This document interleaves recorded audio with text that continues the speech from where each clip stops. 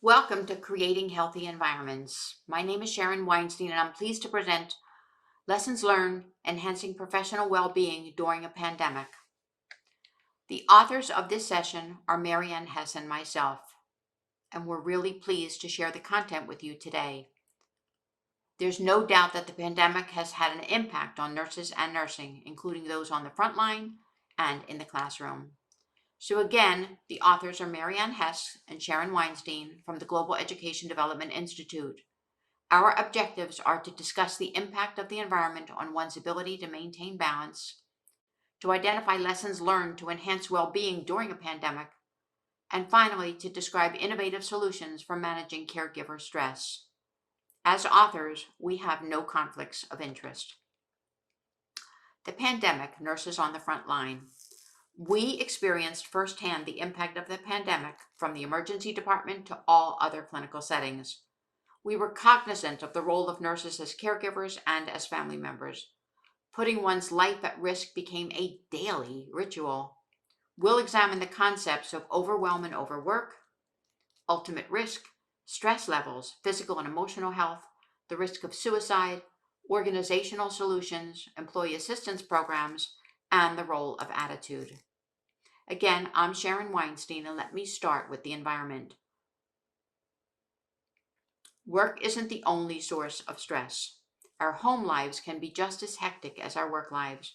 We need to reduce and manage stress in all aspects of our lives. But there is no doubt that the pandemic and our work environment has had a major impact, with longer hours, greater workloads, and higher acuity levels, plus the threat of illness. We are beyond stressed. Overwhelm and overwork. Things are not so normal, are they? Acuity levels are higher than we could have ever imagined, and disruption is at an all-time high. We've seen disruption in all aspects of our work, as well as in our personal lives. And yes, we are experiencing everyday overwhelm. The ultimate risk. We have experienced the ultimate risk to our lives, our safety, and that of our loved ones. For some, a lack of PPE and an overworked supply chain presented a challenge. For others, supplies were prolific. They were fortunate, but for each of us, we've experienced pain. We learn lessons from COVID-19 that may alter relationship building, care delivery, outcomes, staffing, and safety. Perceptions have changed, stress levels have risen, fatigue has overcome us, and we are thrust into a workforce environment that for most of us supports our needs. Enhancing professional well-being during and beyond a pandemic is long overdue. Normal coping mechanisms include being with family, vacations, and theater, perhaps services like pet therapy and music, which no longer exist. We've been challenged. And family matters. Whether you have school-aged kids, little ones, aging parents, or no extended family in the area, family does matter.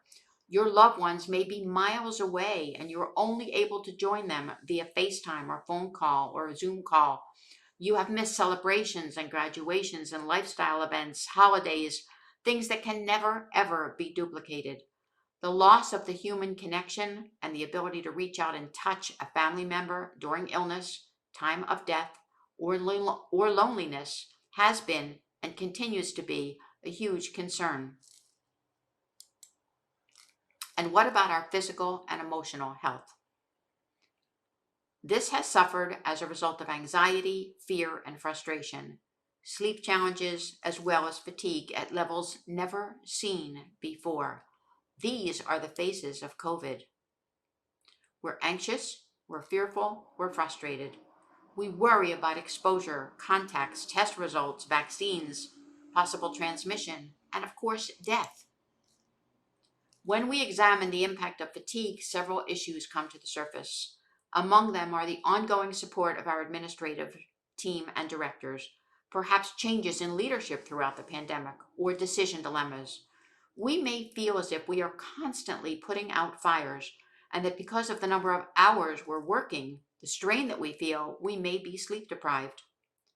Fewer resources for some in remote areas, including PPE, challenge us, along with greater expectations of what we can deliver in the same number of hours each day. Yes, there still are only 24 hours in each day, and we cannot be working every one of them. The pandemic has definitely contributed to fatigue. And what about our performance? You're familiar with the Institute for Healthcare Improvement's mission, their concept of three dimensions for optimizing health system performance. Many in the healthcare industry believe that a fourth dimension is needed if healthcare professionals are to achieve the lofty goals of that triple aim. That is to drive motivation and satisfaction among healthcare employees themselves. How do we do that? How do we drive and initiate that change? The risk of suicide is on the rise among healthcare professionals. How does a nurse find joy in their work? Managing emotional health and overwhelm, overwork, and uncertainty is a challenge. Will we experience an eventual fallout of having an entire population under prolonged stress? We've openly discussed virus surges. We can anticipate a surge in mental health problems. There are more calls to hotlines today than ever before. And for people in more stable and safe situations, pandemic related isolation is still likely to tax their emotional health. Isolation relates to depression, which has significant impacts on health and can lead to suicide. What are organizational solutions? What have our organizations done? Some have worked and some are working. These include music therapy for hospital and health system associates. While visitors were restricted, musicians from the Kennedy Center found other ways in which to support staff through the sound of music. To ease the burden of grocery shopping for those working long hours and still filling key roles on the home front, hospitals offered cafeteria-style shopping for staples like bread and milk, fruits, and vegetables. Local restaurants prepared lunch bags to go for hospital staff. Professional well-being has always been a concern, and the AACN Healthy Work Environment Standards brought a long-standing issue to the forefront, increasing awareness of the impact of the environment on one's ability to maintain balance. What about employee assistance programs? Setting the foundation for achieving lasting work-life balance doesn't have to happen in a vacuum, nor should it. Like so much in life, the more you share your hopes and dreams with people you trust and are close to, the more likely they are to become a reality. Those you work with almost always want the best for you. And to manage change, start talking about your needs. Don't keep it in your head or in your heart. You need cheerleaders. You need supporters. Utilize the services offered through your employer to think about all of this. Those sorts of services are not just for people who are under severe stress. They're for all of us all the time. So please use it. Know when, how, and where to get help. Attitude.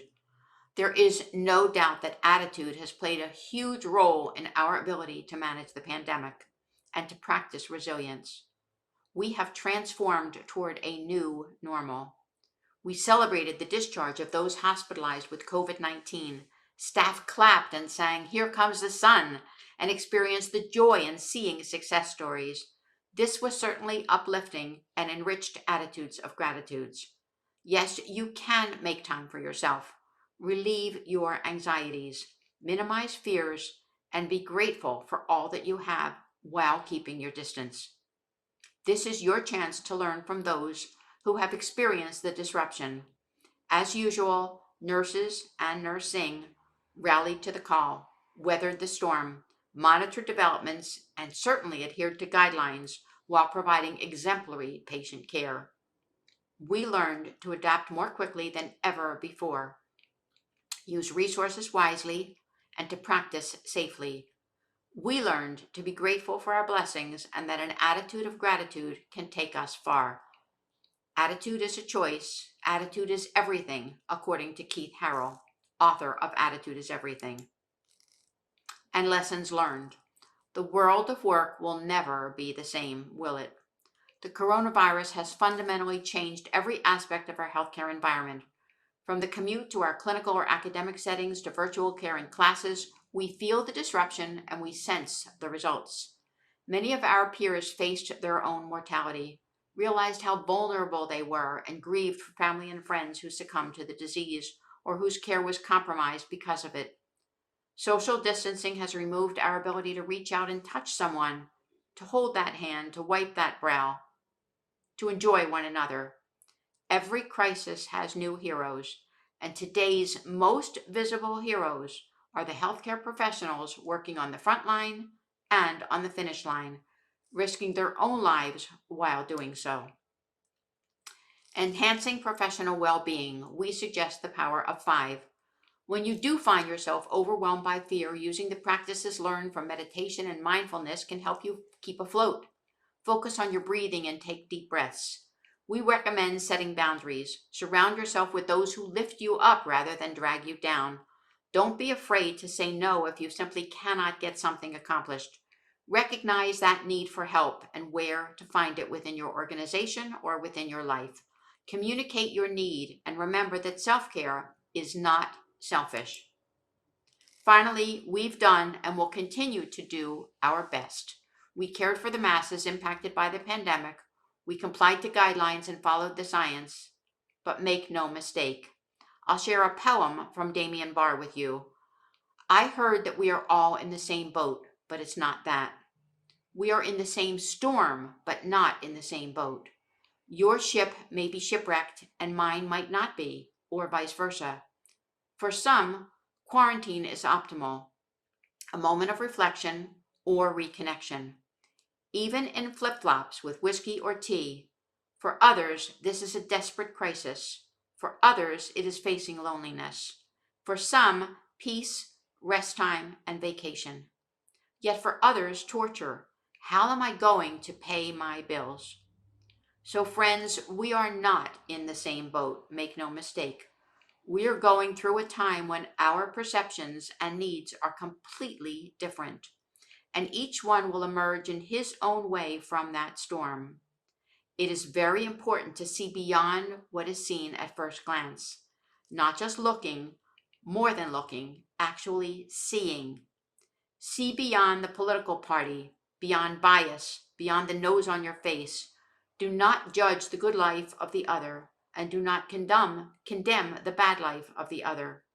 We are on different ships looking to survive. Let everyone navigate their route with respect, empathy, and responsibility. Damien Barr. Thank you so much for being with us today. We appreciate the opportunity to share with you and to welcome you to this conference. We wish you well, stay safe, be careful, smile behind the mask, and enjoy your day.